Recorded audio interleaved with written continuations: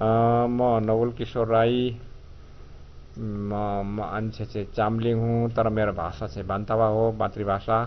किनभने राईहरू जब हाम्रो माझकिराँतबाट पूर्वतिर सरेपछि सबै जस्तो राईको मातृभाषा बान्तवा नै हुन्छ, त्यसकारण मेरो मातृभाषा बान्तवा हो।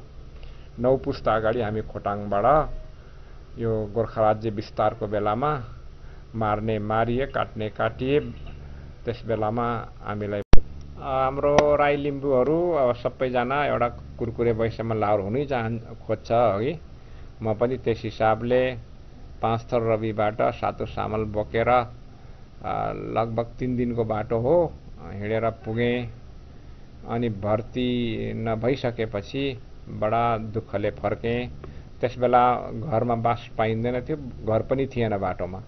यो 24 को डाँडै डाँडा 6 नम्बर बुधबारे 24, त्यसपछि मुडे भन्छ, त्यसपछि ओख्रे भन्छ, त्यसपछि अहिले यो के अरे धनकुटा जाने बाटोदेखि यतातिर विजयपुरदेखि आएर माथि नाम्जे भन्ने डाँडामा मसिनो गोठहरू थियो, त्यहाँ बास बसिन्थ्यो।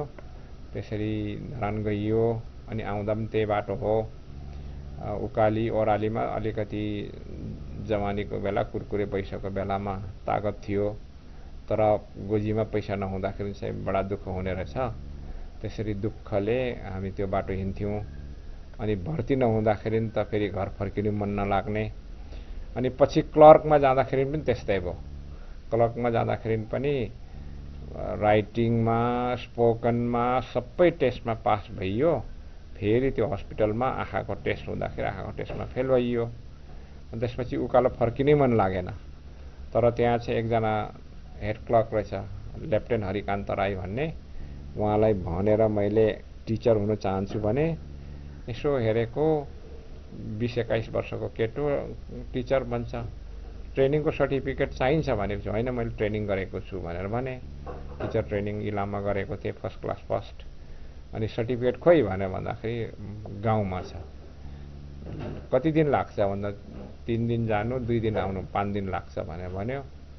तर म कुदेर घर आएँ, 1.5 दिनमा आइपुगेँ। अनि जाँदाखेरि पनि 1.5 दिनमा 3 दिनमा पुगेँ। अनि त्यसरी चाहिँ लेफ्टेन्ट हरिकान्त राई हेड क्लर्कको मद्दतले म त्यहाँ त्यो डिपो हाई स्कुलमा टिचर भएर त्यसरी 1.5 वर्ष बसेको हो। त्यस बेला म धरान क्याम्पको डिपो हाई स्कुल भन्ने हाई स्कुल अझै पनि छ, भर्खर सुरु भएको। म त्यहाँ शिक्षक काम गर्थेँ।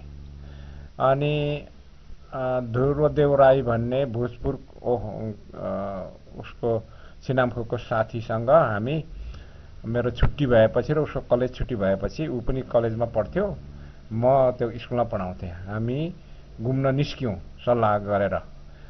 त्यो ब्रिटिस आर्मीको 44 प्याक भन्छ, 7 दिनको रासिन बोक्ने प्याक बोकेर त्यसमा 4-4 मना चामल, अलिअलि नुन, अलिअलि गुन्द्रुक सिन्की, एउटा कम्बल, एउटा पन्चु, एक-एकवटा मिस्टिन लिएर हामी निस्केको।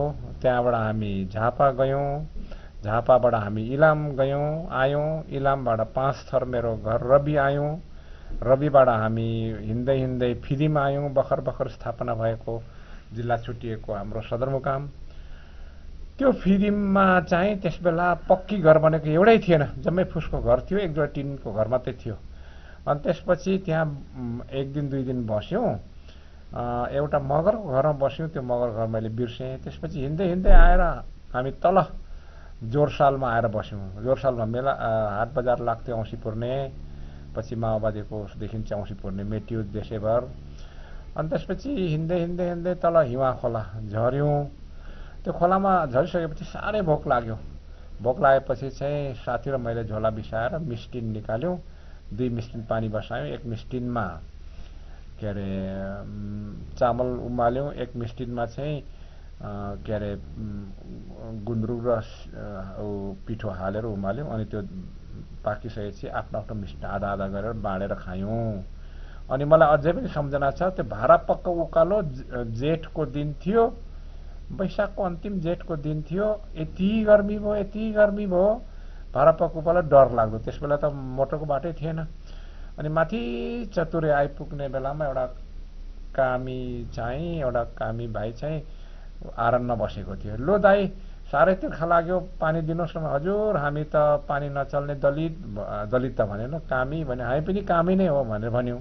उसले पत्ताएन। हाम्रो चिम्सो आँखा देखेपछि किन, तैपनि हामीलाई पाप लाग्छ हजुर भन्दै, पाप चाहिँ हामीलाई लागोस्, पानी दिएर धर्म गर्नुहोस् भनेपछि बल्ल बल्ल पानी मागेर खायौँ। अनि त्यसपछि हुँदै हुँदै चतुरे हुँदै आयौँ। अनि वर चतुरे नागिसकेपछि एउटा बजार छ, के बजार होइन, सुबाङ होइन, बजारै छ त्यो ताप्लेजुङ जाने बाटोमा।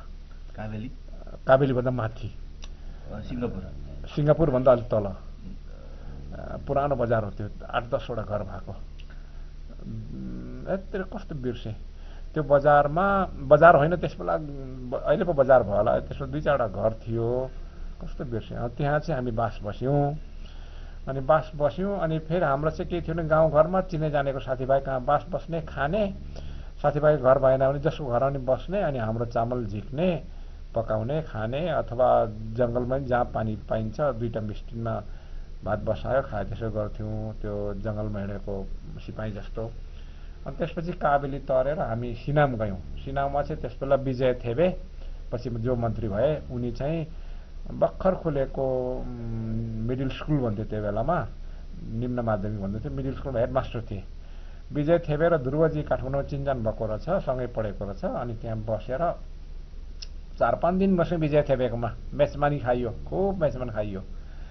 अनि उनको एकजना भाइ चाहिँ, नाउँ बिर्सेँ मैले, पशु डाक्टर पढ्दै थिए भर्खरै।